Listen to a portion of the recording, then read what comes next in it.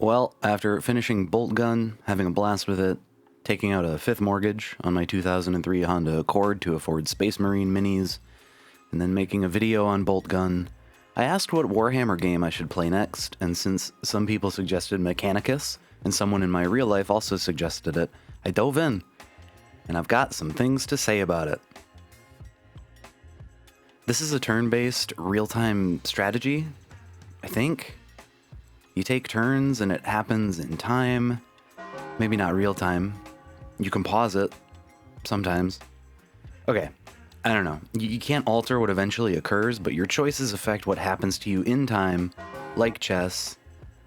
This is a turn-based, grid-layered strategy game. Wait. This is just chess. You take turns doing stuff, and you get time to think in between each move.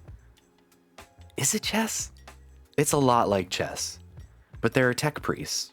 Maybe it's more like shogi? Fuck. What are games? Okay, I looked it up. It's called a TBT, or a turn-based tactics game. Feel like I should know that after 30 years of playing video games, but whatever, let's move on. I've played a few of these kinds of games before, and the closest thing I can think of is something like Advance Wars, which I'm about to go back and play again because Mechanicus is the first game of this style I've completely finished, and I found it really rewarding. Typically it's neighbor to a genre that I tend to avoid, even though I play a lot of World of Warcraft, so I'm used to like an overload of information and systems, and I've played Warcraft and Age of Empires before, a lot. So I'm used to resource management, but to me, the real-time strategy genre and its adjacent shoot-offs are sort of a thing of the past. I don't enjoy modern turn-based RPGs very much, especially JRPGs, and I actively avoid true real-time strategy games like StarCraft. They're just too prohibitively deep and non-visceral for me. However, RTSs are certainly the types of games you have to keep up with, not too dissimilar to the games I tend to enjoy where the skill ceiling and expression is on a constant upwards trajectory as the player base advances, learns and invents more tech, and gets, well, more degen. I've played For Honor since its release. I know how hard it is to jump into something that's been evolving for almost a decade. On top of that, I enjoy games that have a more active input, where decisions are made in a very fast-paced manner, where reactions are counted in the milliseconds. I prefer to think on my feet, react and surmise, not plot, plan, and predict. So, I don't like strategy games, but I think this one just changed my mind. This is Mechanicus, Warhammer Mechanicus, and it's awesome. I like it a lot. Traversing the tomb chambers is something pretty cool. It feels a lot like playing a tabletop RPG. The little dialogues and choices they give you are really immersive and interesting, but some of them make me want to meet the DM outside after our session and shove my heretical fist up his ass, and not in a sexual way, but in an I am pissed off way. They certainly punish benign morality, which was kind of a switch for my normal video game brain, but I can't fault it for being completely on brand. I will say it's kind of a letdown to get like a party-wide heal for your first buff though, before you're even damaged. Like just being dusted with holy incense or something, like thanks, you guys. There seems to be an emphasis on proper Adeptus Mechanicus callousness in its action versus reward scheming, which actually feels awesome from a role-playing perspective. Like, the more obviously callous but collected decision does usually provide you with a better reward. So while the game does mold you into this sort of specified role of being a shrewd, law-bound servitor to the machine god, it somehow works with the setting. A lot of games will give you the illusion of choice or let you go evil or good, where this game has a sort of set-in-stone morality that you either adhere to be a good little tech priest or shun to be a little heretical baddie. It all adds to the overall tabletop RPG feeling where playing the metagame is a little more important than playing the game that you actually want to play. Except for the stupid fucking rune ones. I was convinced these things were random until I was almost at the end of the game and I looked it up. Well, I'm stupid as shit because they're runes and each specific rune does a specific thing. Like you can read these things. Not only that, but the more you reveal runes, the more the game will just straight up tell you which ones to pick via colors. Red is bad and green is good. I learned that a little too late.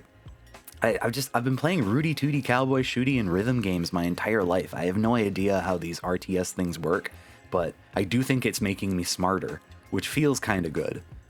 It took me way too long to realize you could put down your servitor units at the beginning of a match if you've got the cognition points for it. I really like how new items are physically shown on your tech priest. That's something they could have glossed over, and once I figured out you could customize your tech priest colors, I was locked in. I love playing Pretty Princess, or Pretty Priestess, I guess. I was playing on normal difficulty, and I really like how hard it is. And when you do lose a mission, it's not like it was all in vain. You still get some Blackstone for upgrading and valuable knowledge to make your future missions easier.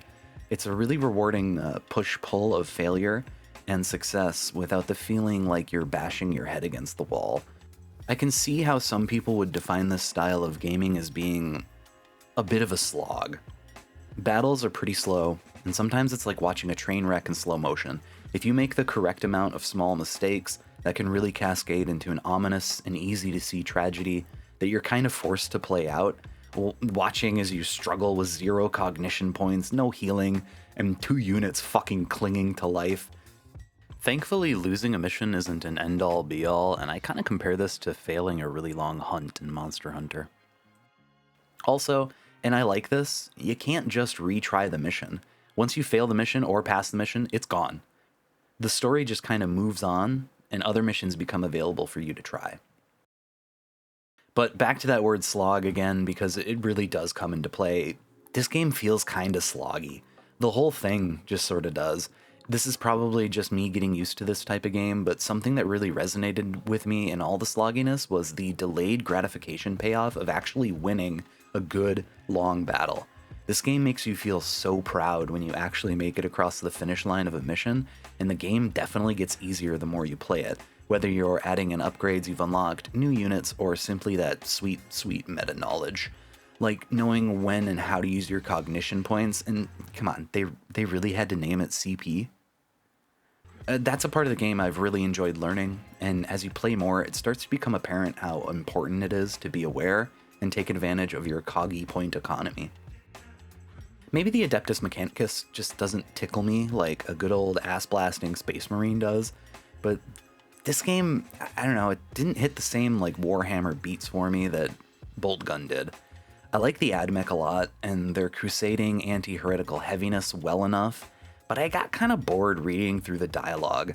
The fun choose-your-adventure bits in the tombs remained really cool throughout, but I got pretty tired of reading the tech priest higher-ups having like a lofty discussion about whether something was heretical or not. As my good friend Smoof likes to say, it really insists upon itself. Not really knocking the faction at all, as I can see how this would really work for some people, but it was just a little too much at some points. But hey, that's why Hideo Kojima invented the skip button. Don't you have anything else to do with your time? Despite all that, and despite using the word slog a couple times, I think the game is actually paced really well.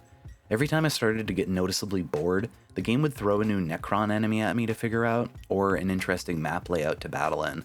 In addition to this, and for some reason, something I didn't expect were what you can really only call boss battles.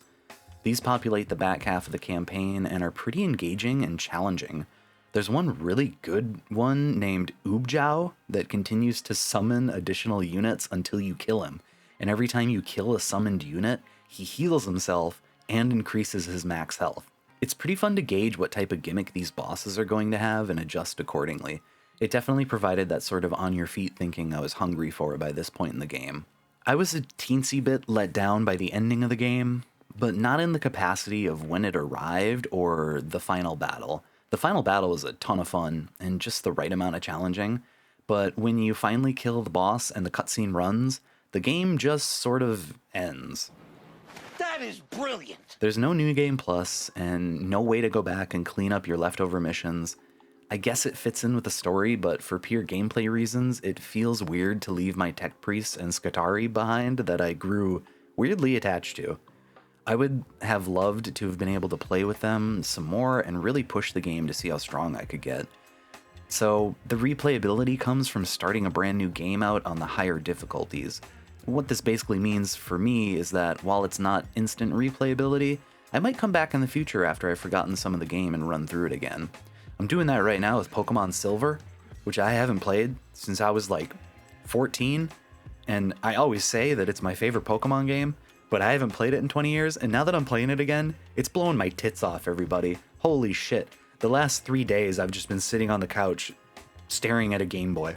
I remember at the beginning of this video when I was like, I don't like RPGs, I don't like JRPGs, and now I'm saying fucking Pokemon Silver was my favorite game. I got no idea what's going on up in my head most of the time, you guys. I'm really sorry. So overall, while my complaints might seem more numerous than with most things I review, I still really enjoyed this game, and I often thought about it fondly while I wasn't even playing it, which is usually a good personal barometer I check for whether or not I'm actually enjoying something, like thinking about home when you're at work, or lasagna while you're on a diet, or your estranged lover back on Terra while you're out whoring in Cadia.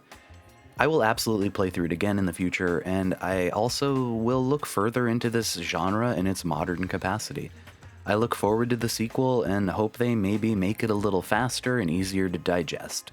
I can easily recommend it if you're looking for something slow-paced and methodical to play while mom and dad argue upstairs over who gets to take the dog and who gets to take you. You can pause and save it at any time, too, in case your mom comes in the room to kidnap you.